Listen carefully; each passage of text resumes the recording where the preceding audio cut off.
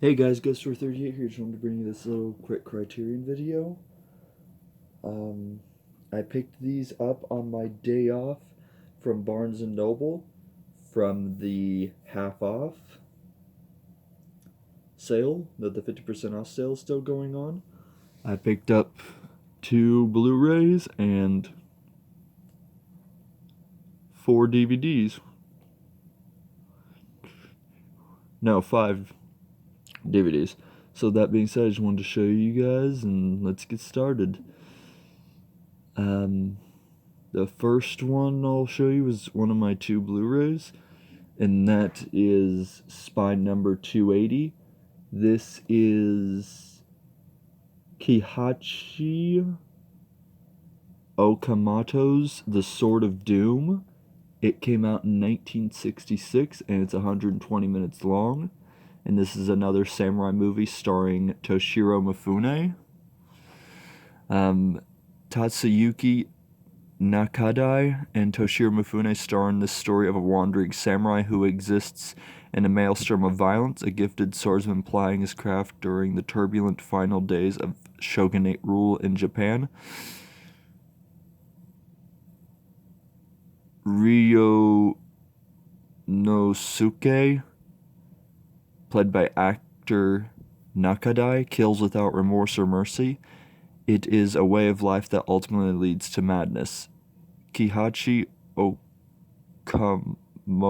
swordplay classic is the thrilling tale of a man who chooses to devote his life to evil. Blu-ray features is a high-definition resolution, audio commentaries, and a trailer.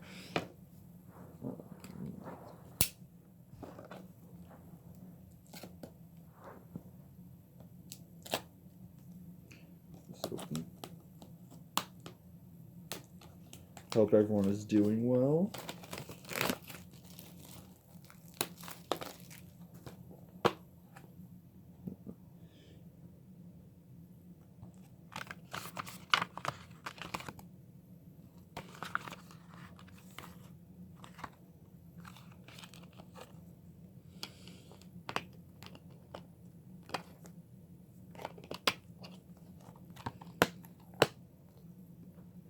The next one is one of my favorites. This one is For All Mankind, directed by Reinhart. It came out in 1989. It's 80 minutes long. In July 1969, the space race ended when Apollo 11 fulfilled President Kennedy's challenge of landing a man on the moon and returning him safely to Earth. No one who witnessed the lunar landing will ever forget it. Reinhardt's documentary For All Mankind is the story of the 24 men who traveled to the moon, told in their words, their voices, and using images of their experiences. 40 years after the first moon landing, it remains the most radical, visually dazzling work of cinema yet made in this earth-shaking event. Digital transfers, approved by the director, 5.1 surround, soundtrack, audio commentary featuring Reinhardt and Apollo 17 commander Eugene A. Cernan, the last man to set foot on the moon, An Accidental Gift, the making of, interviews with Reinhardt, Apollo 12 and Skylab astronaut Alan Bean and NASA archives specialists, Camera, a collection of interviews with the astronauts, video program about Bean's artwork accompanied by a gallery of his paintings, audio highlights and image and liftoff footage, on-screen identification of astronauts and mission control specialists, and a book.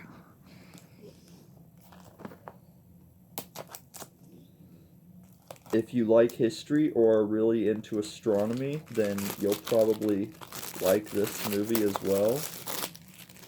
For me, I've always been fascinated by space since I took a picture, or not pictures, but since I did astronomy in both high school and college. Here's what the inside looks like. Really like how the disc looks because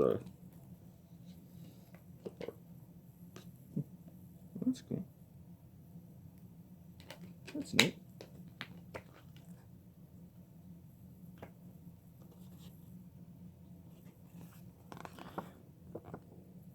Quote here by John F. Kennedy.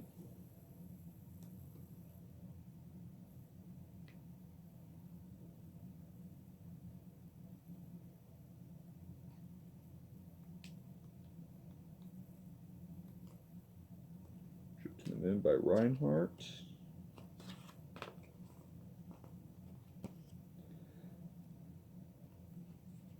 Shira. James Lavelle, Apollo 8. Noble Jr., Apollo 11.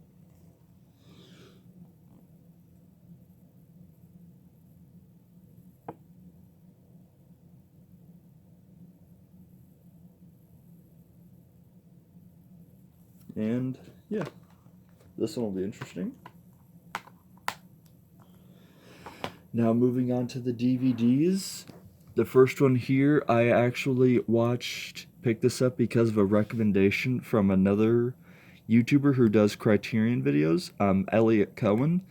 He did a video about recommendations with movies with Orson Welles, and in it he recommended a number of them, and this is one of them that he talked about. So I wanted to give thanks to Elliot for recommending these, and the first one I'll look at is The Magnificent Ambersons.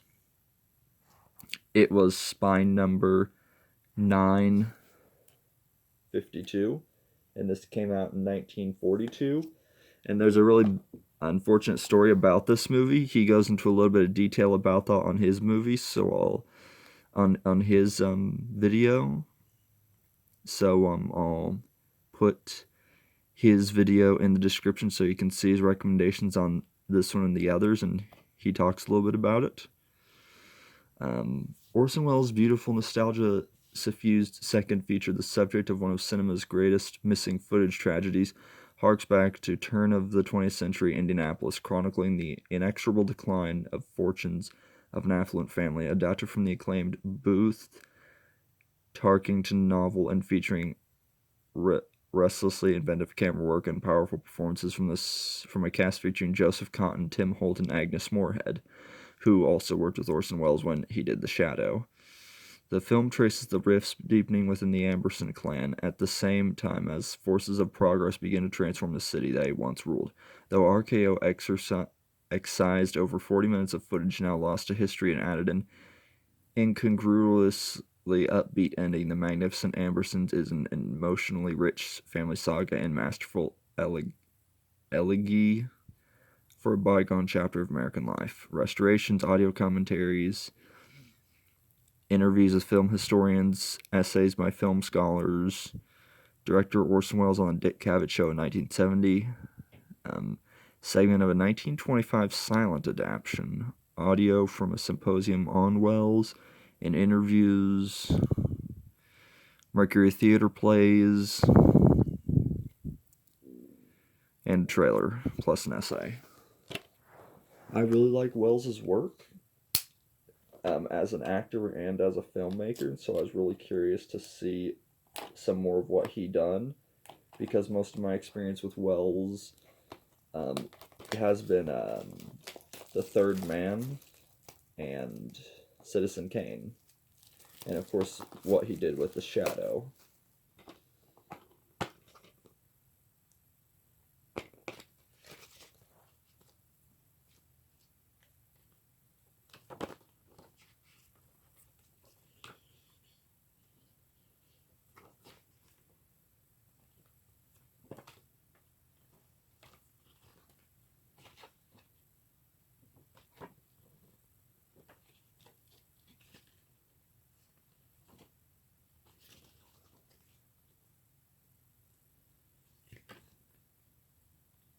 Okay, it's actually set up here as like an actual script, with the essay back here.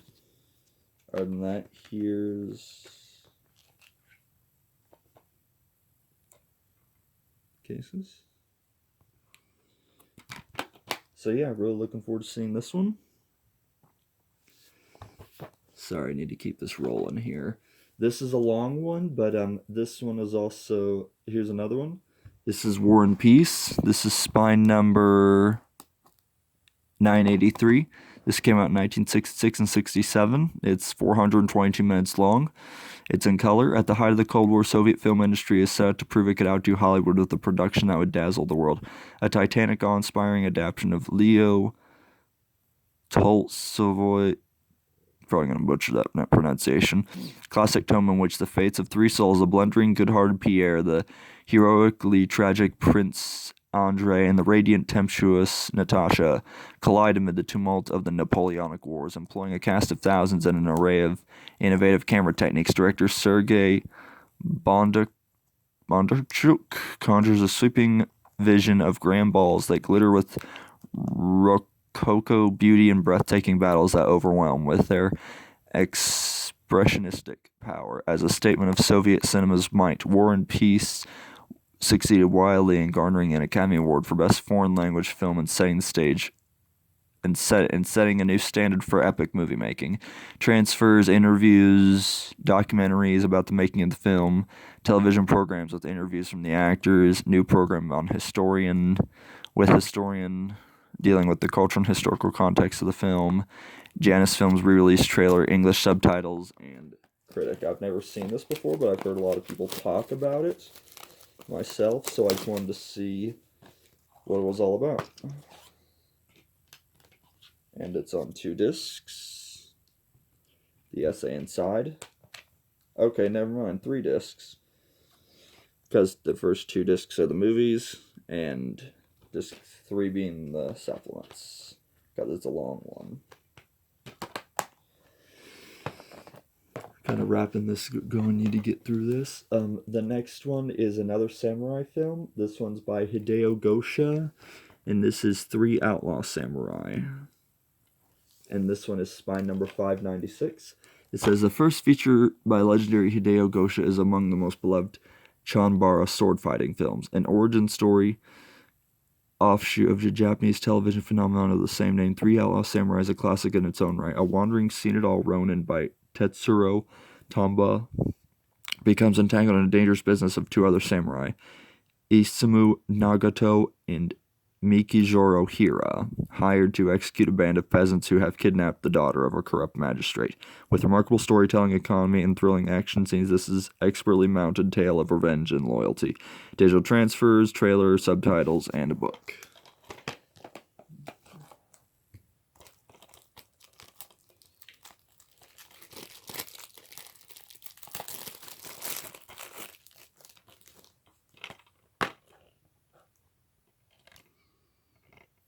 Inside. Kind of getting this sped along. Another one of Orson Welles' films. Elliot Cohen talked about this one as well. This is Othello, and this is spine number 870. Gloriously cinematic debut. Despite its tiny budget, Orson Welles' Othello is a testament to the filmmaker's stubborn willingness to pursue his vision to the ends of the earth. Unmatched in his passionate identification with Shakespeare's imagination, Welles brings his inventive visual approach to this enduring tragedy of jealousy, bigotry, and rage, and gives a towering performance as the Moor of Venice, alongside Suzanne Coulter as the innocent Desdemona, and Michael MacLamour as a scheming Iago. Shot over a course of 3 years in Italy and Morocco that plagued by logistical problems, it's a fiercely independent film, which joins Macbeth and Chimes at Midnight in making the case for Welles as cinema's most audacious interpreter of the Bard. 4K transfers of the 1952 European and the 1955 release on the US and UK, audio commentaries, filming, Othello, a 1979 essay documentary, Return to Gleneshul, a 1953 short film made by the actors during the hiatus on shooting Othello, interview with Welles biographers, a documentary about the actors, interviews, and an essay.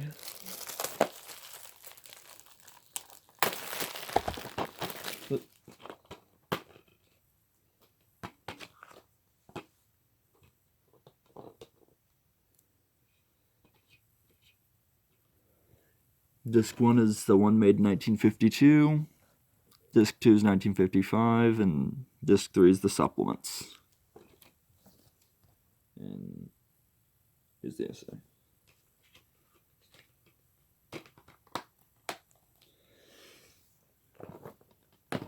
And the last, but certainly not least, this is a film by from H.G. Wells. This is H.G. Wells' Things to Come, Spine number 660. A landmark collaboration between writer H.G. Wells, producer Alexander Korda, and designer and director William Cameron Menzies. Things to Come is a science fiction film like no other, and a prescient political work that precedes a century of turmoil and progress. Skipping through time, Things to Come bears witness to world war, disease, dictatorship, and finally utopia. Conceived, written, and overseen by Wells himself as an adaptation of his own work, this mega-budget production, the most ambitious ever from Korda's London films, is a triumph of imagination and technical audacity. This came out in 1936. It's 97 minutes long. Audio commentaries, interviews, visual essay, unused special effects footage, audio recordings from a reading of Wells's writing about the wandering sickness, the plague, and things to come, plus a booklet. This one looked interesting because I really like H.G. Wells's work, and so seeing this movie, I thought, okay, this looks interesting, so I wanted to pick it up.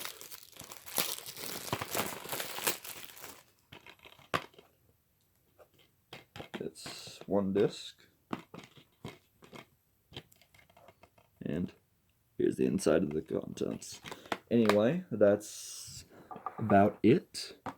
I just wanted to show you guys what I got. Anyway, this is my second haul from the Barnes & Noble 50% off sale.